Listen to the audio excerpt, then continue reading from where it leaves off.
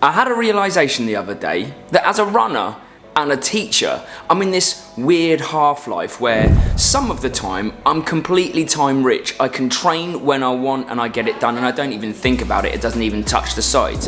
But then the other part of my life is when I'm really time poor, in turn when I'm tired as well, so low energy, and yet I still make training happen. But really it's nothing to do with me, it's more to do with the coping mechanisms and the strategies that I've put in place so that I can get training done even if I'm tired, even if I'm time poor, even if I don't want to do it. And then I thought, I need to share that with you. So I've come up with all of the strategies that I use that you can use if you are a time crunched, time poor or tired runner to still get the running done, which I think is the most important thing. So the first thing you want to do, absolutely vital, is create a purposeful structure for your day, because what I've found is when you're tired and when you're time poor is that it's those loose moments within the day that create the procrastination. They're the moments that you feel like your phone and your hand are coming up and suddenly you're scrolling on Instagram Reels or watching This Messy Happy on YouTube, hopefully.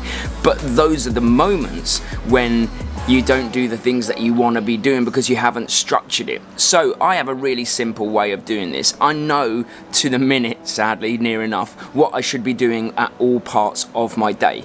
I know when I wake up.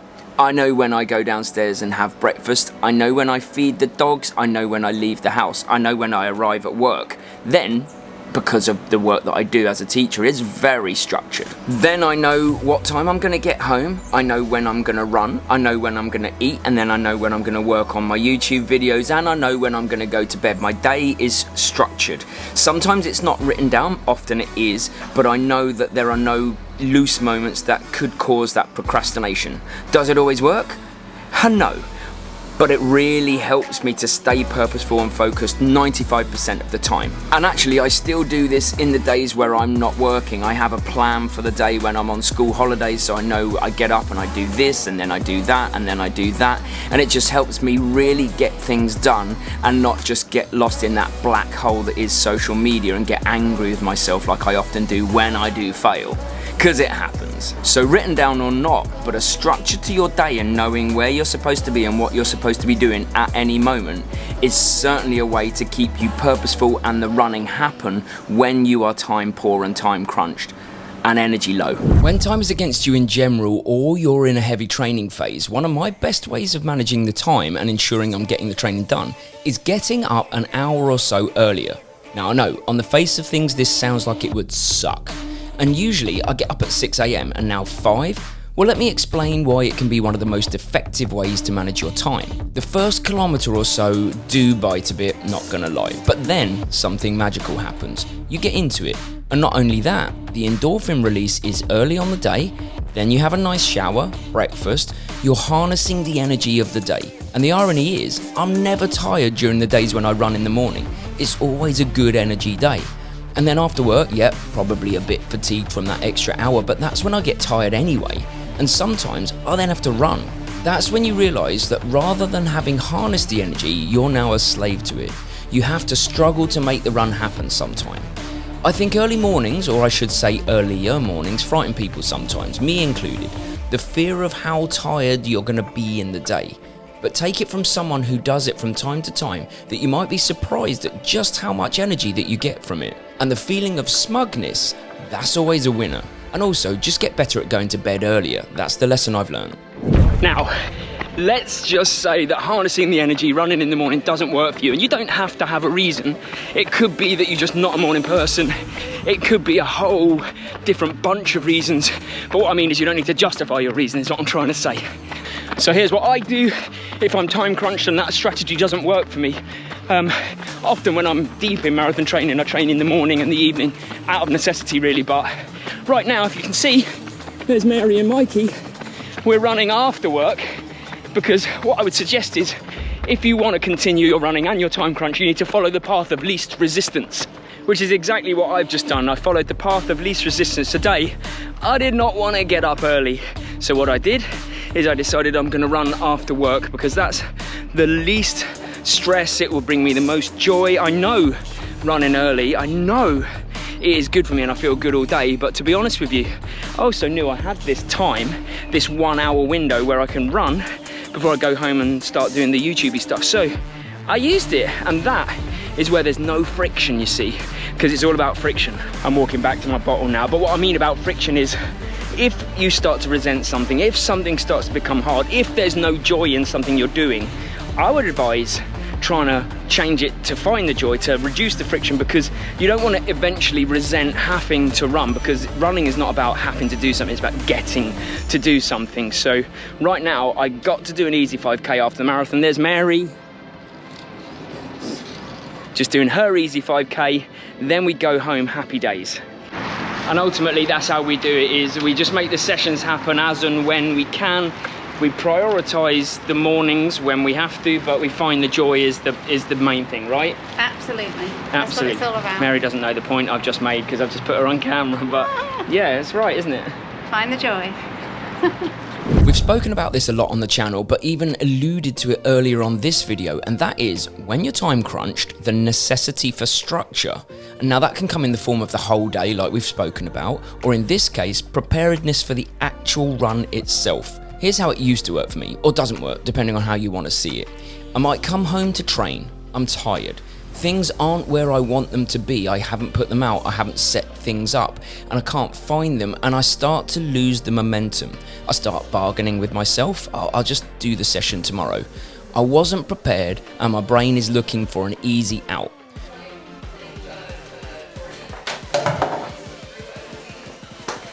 But simply by creating a small, simple ritual, you can hugely increase your chances of training by maximising your time.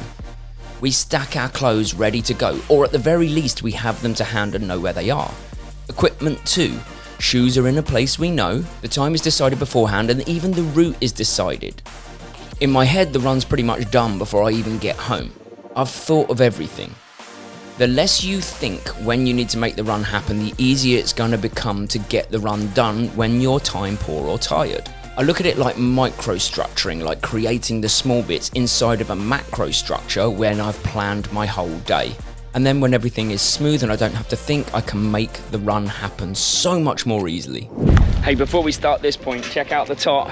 If you haven't seen the video of Mary qualifying for Boston, which just happened by the way, you definitely need to watch it, so I'll put it here or at the end of the video, I'm not sure. So the next thing we do once we've prepared ourselves, once we've structured our day, is totally remove emotion from the process of going for a run. I'm not going to explain why and how, it's quite important though. We're just about to get hammered on in rain by the way as well. I'm looking forward to it. I am. So scenario, you come home from work, it's been a pretty punchy day, you're knackered, maybe you haven't drunk enough water, maybe you've had an argument with someone, whatever, and you come home and then you've got to run. And the easy way out is to let the emotion of the day kind of take control. You're knackered and you're like, oh, maybe I'll wait till tomorrow. But that, when you're time crunched, that is fatal. Because being time crunched in itself is stressful and emotional. So you don't want to have that as a factor in your decision-making process. So all you do, and I'm gonna make it sound easier than it is, but it literally is, just turn off emotion.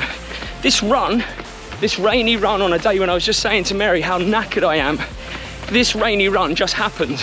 It's not a choice. I didn't get in and have a little argument with myself or wrestle with myself about it. I just went upstairs, got changed, and we got out, right? It's not an option. Not an option to not run. Yeah. I mean, it's gonna sound cheesy, but it's very much in the Tony Robbins type of mold when he's talking about the things he doesn't want to do. It's not even an option, it's just, I say, we do, it happens. And that's how I'm trying to approach any type of run, so that it happens every time, time crunched or not. Another underrated and underused time hack is splitting runs. And you might think, well, hang on a second, if I've got an hour's run to do in a day and I just split it into 2 30 minutes, that's still the same amount of time. But it kind of isn't, so go with me on this, because if you have that hour's run but you don't have an hour in your day, then you're probably going to beat yourself up if you don't achieve it. But what if you had 2 half-an-hour slots? Maybe one when you get up in the morning, and maybe one when you get home from work in the evening, or once the children have gone to bed. Just that 30 minutes, and suddenly those two blocks, they feel more manageable in comparison to that whole big 1 hour thing that's potentially looming over you. And you know what? There are so many things that can happen when you split your run that are an additional bonus. Like when you run, your body releases human growth hormone, which is sent around the body essentially to try and repair the muscles and make them stronger. But if you run twice, you actually do get a double dose of human growth hormones. So there's those benefits. There's the benefits of not having your technique fall apart if you're really time poor and really time crunched and really tired. Then when you're doing an hour, maybe from 45 minutes to an hour, the technique might fall down a little bit. Split it to 30 and a 30, and suddenly you can hold that technique together for both of those blocks. So there are additional bonuses that I think should be considered. But I also think just splitting runs in general, if you're really time crunched, that can be a winner right there. Sometimes when I'm really time crunched, I'm having a really busy, maybe stressful day, and I've got an hour's run on my plan, it can feel impossible. But I've learned to have just a couple of go-to sessions that are shorter in length, maybe more punchy, good high quality runs, so I can get some benefit just by getting out there for less time. And the important thing is not to beat yourself up about it. You know, it's all right to pivot, because if you've got those quality runs in the bank, then you can go out and do them. They still make you feel great. One example of a session that I love is the 30-20-10. We've done a video about it before, so I'll get Ben to link it here. It takes about 25 to 30 minutes, really high quality, and you do feel awesome after you do it. So if you're time crunched, you could squeeze that in and feel great. When I was starting my running journey, a very wise friend told me, just get out. Just get out a few times a week, however much you can fit in. So it doesn't even have to be high quality. Just get out there and make something happen, because that is a mental victory. You feel like you're making progress and you're keeping the momentum with your training. So do what you can, 10, 20, 30 minutes. Getting out there will be a great success when you're really time crunched. Essentially what I'm saying is that something is better than nothing. And actually, this is a point that I've made on a number of videos, but you could even take it, if you're a beginner runner, you could even take it as far back as, if you get changed for the run, you're really stressed and time crunched, you get changed for the run, you get to the front door, that's the victory. Oh, we're going under a bridge. That's the victory. You don't even have to go out for a run. The key here is creating the space in a stressful life for the run. Whether you run or not, sometimes that's not the point. Whether you have made the time and space for future runs, and that's the point. Yet you're creating that habit for even when you are stressed, you're gonna make it happen. Because then eventually it will just happen. We so nearly made it home. You probably can't even hear this, but it is absolutely hammering down because we needed to get a drink. Love a Pocari sweat. So now the last 400 meters in this torrential rain. Whoa. Well, that was a new experience. I feel alive though, I'll tell you that much. That was like zero visibility running in the heaviest rain we've ever been a part of, but amazing feeling. 0 to 100 rain. That's good. Time to get in for the dogs that... Oh, hi. Hi.